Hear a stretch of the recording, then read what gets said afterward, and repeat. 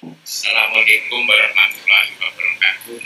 Waalaikumsalam warahmatullahi wabarakatuh. Alhamdulillah, alhamdulillahirabbil alamin. Wassalatu wassalamu ala asyrofil anbiya'i wal mursalin Sayyidina wa Maulana Muhammadin wa ala alihi washabihi ajmain.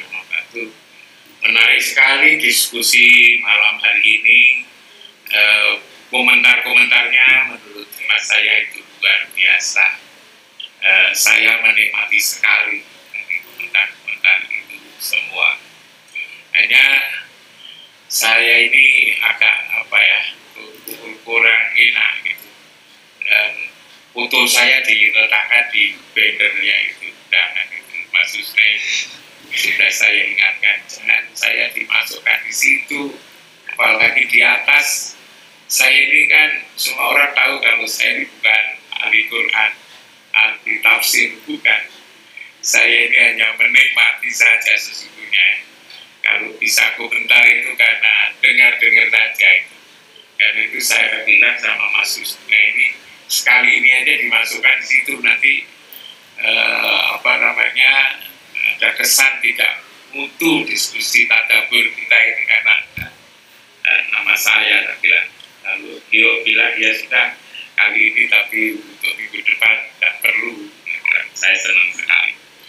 Nah, yang ada pada hati saya melihat ayat itu di ayat kedua itu memang makna hukuman kasar itu memang menjadi Abu Lahab itu memang suka ya mengumpulkan harta gitu kan.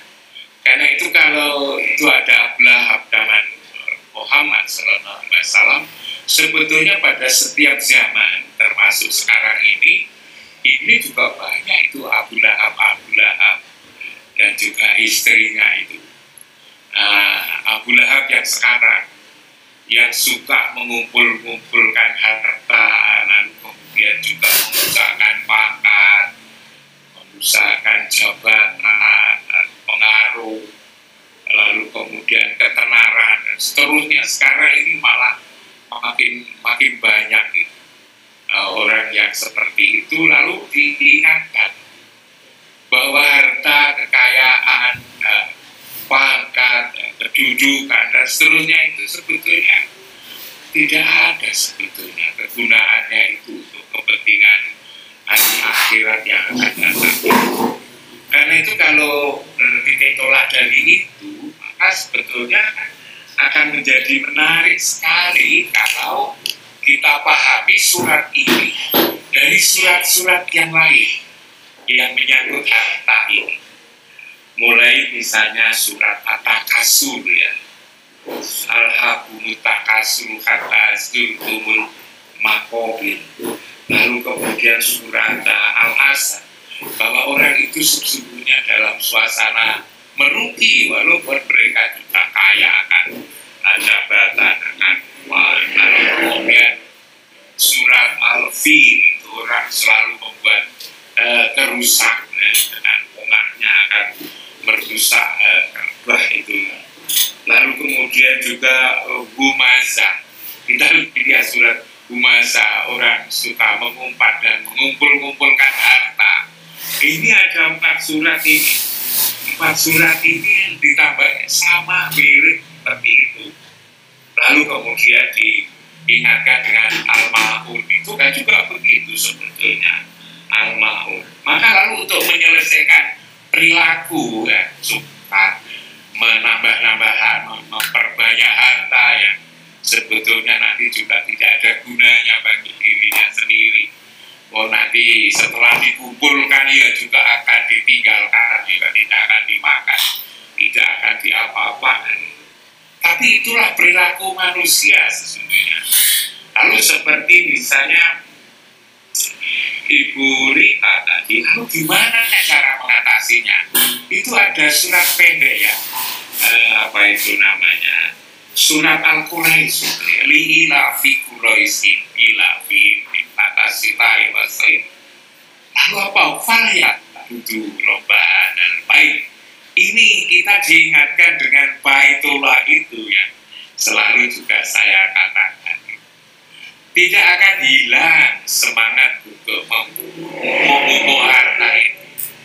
Itu bagaimana caranya itu? Kita harus ada di Baitullah.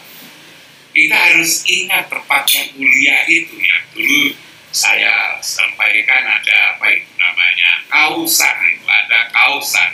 Kita berada di Kausan, di telaga Kausar yang di bawahnya Baitullah yang di apa namanya, tengah raya ya, ditandai oleh Ka'bah. Itu ada telaga Kausar, ada danau Kausar gitu, ada air Zam-Zam. Tatkala kita berada di situ, maka lalu apa namanya, Quran mengatakan wa naza'na fi sudurihim min ghillin tajri tahti al-anhar. Aku akan cabut apa yang ada di dalam dada, termasuk juga kesukaan dengan harta itu akan dicabut, ketamaan ya. Tamak itu akan tidak bisa kalau lalu diberitahu, dinasihati, itu tidak bisa. Itu harus ada menyembah Allah di Baitullah, harus berada di situ hingga penyakitnya itu akan hilang. Karena itulah lalu kemarin juga ada pembahasan an-nasr, pertolongan. Kapan kita ditolong? Tatkala kita falyangdur bahadul bait itu di hadal bait itu di tempat penyembahan. Akhirnya seringkali orang mengatakan bahwa semua tempat itu sama. Padahal ini juga pernah saya sampaikan, tidak sama tempat itu, apalagi terkait dengan hal-hal yang sifatnya ritual. Ritual itu ada tempat-tempat tertentu sebetulnya. Contoh haji. Haji itu apa? Haji itu wukuf. Wukuf itu apa? Wukuf itu hanya berhenti duduk berdoa. Tapi tempatnya harus ada di Arafah. Kalau duduk di tempat lain, di tempatnya Pak Fatur, di Jombang sana, di sawah, lalu ngomong ini hukum, itu tidak hukum itu. Nah, karena di Jombang itu kan harus di Arafah. Yang namanya sa'i itu kan jalan kaki. Tapi jalan kaki itu tidak sembarang tempat.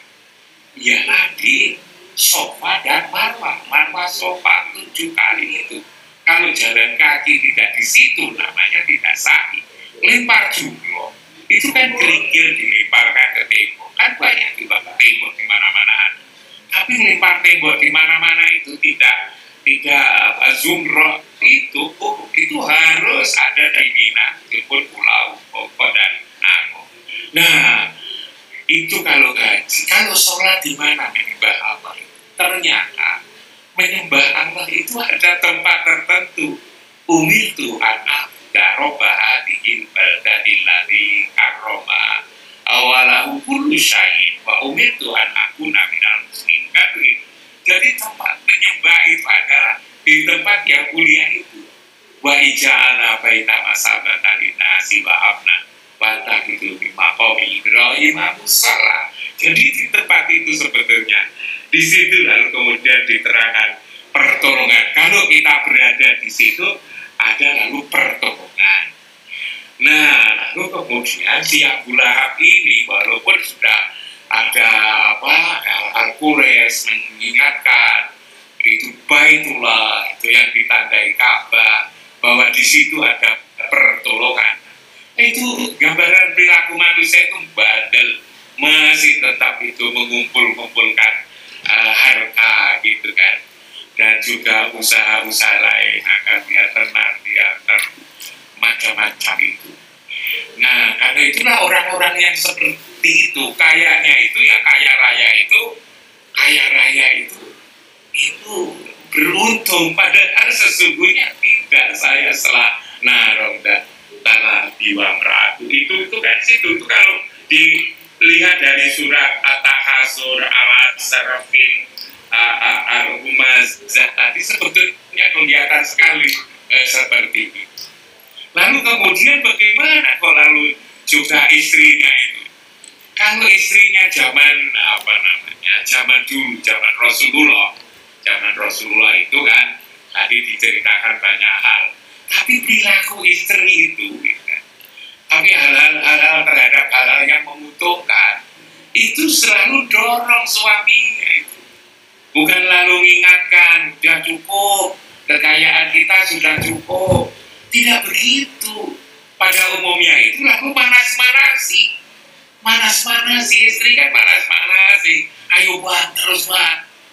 Terus, masih kurang, kita masih kaya lagi. Itu manas-manasi itu, kayu bakar itu kan untuk manas-manasi. Apalagi lalu kemudian istrinya tadi kan juga pintar ya, begitu-begitu itu.